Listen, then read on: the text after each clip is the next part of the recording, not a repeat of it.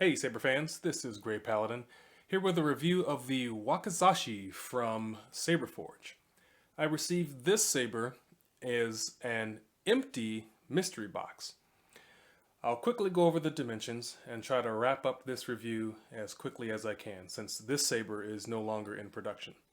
So it has a length of 11.5 inches, and that's going from the tip here above the Tsuba to the base of the pommel. It has two widths. As you can see here, the sides are completely flat and the top and bottom are rounded.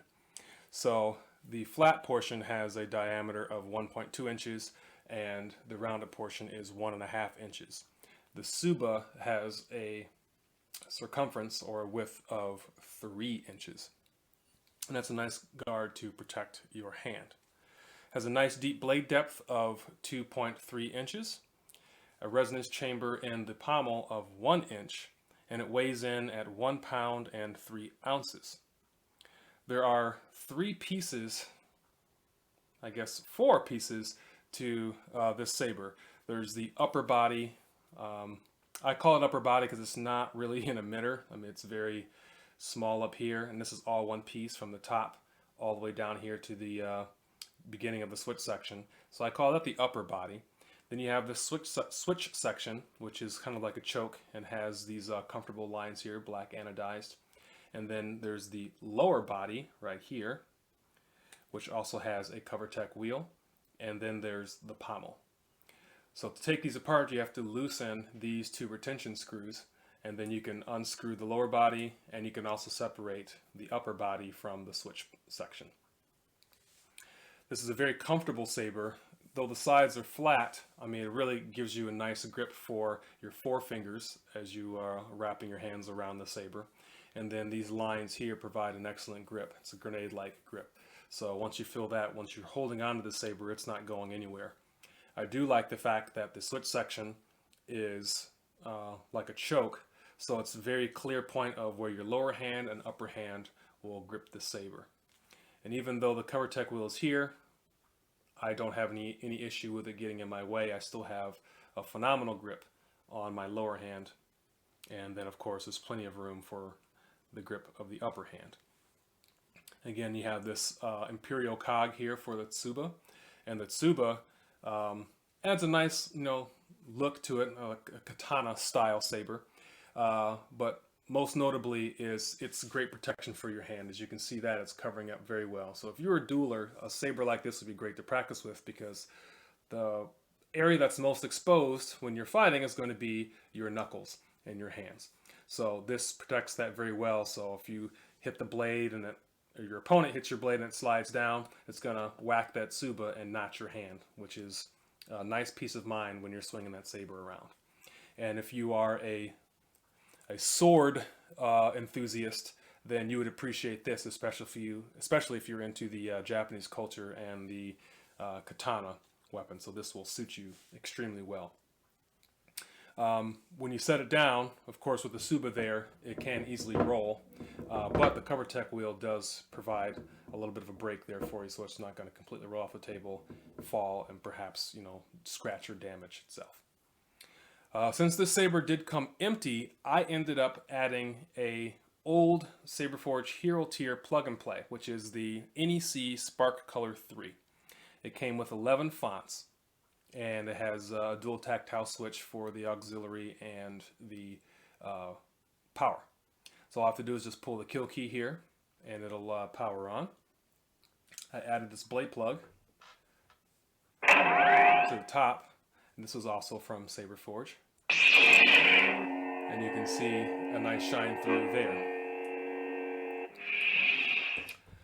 What's interesting about this Spark 3 or Spark Color 3 from NEC is it has Real Swing. And Real Swing is his way of adapting a standard board that was not equipped or designed for Smoothswing, and then taking the hum and trying to stretch that out and create a smooth like swing sound. So it's not quite Smoothswing. He calls it Real Swing. It's not as accurate, but again, for its time, this was good technology. Since then, Saberforge has upgraded its hero tier to utilize the Golden Harvest V3 soundboard, which does actually have Smoothswing, NeoPixel support, as well as multiple fonts and things like that. But this is color change, and it has Real Swing, and has all the standard features that you would see in another saber. I'm going to stretch out here just a little bit so we can get a little bit more of a swing view. And I'm going to dim the lights so we can really enjoy the color. And here we go. So here's the Real Swing. It's not, again, it's not Smoothswing, so it's not going to be as accurate as you're accustomed to hearing.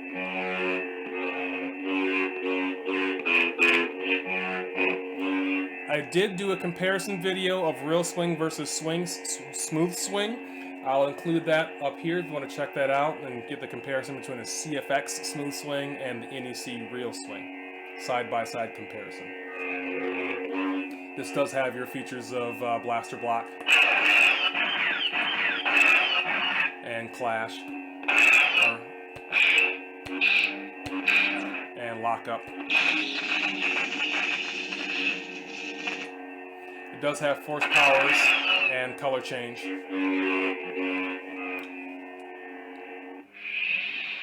I'll run through some of the other sound fonts. They're not that great. Mainly, remember, this saber is almost 10 years old. I believe they discontinued this about 8 years ago, something like that. And also, the electronics are from a different time, so they're not as advanced as what we're seeing nowadays. But again, I got the saber as an empty mystery box. I put the plug and play in there, and I'll eventually pass this on to someone else who can appreciate it. So this is standard issue. Father's son.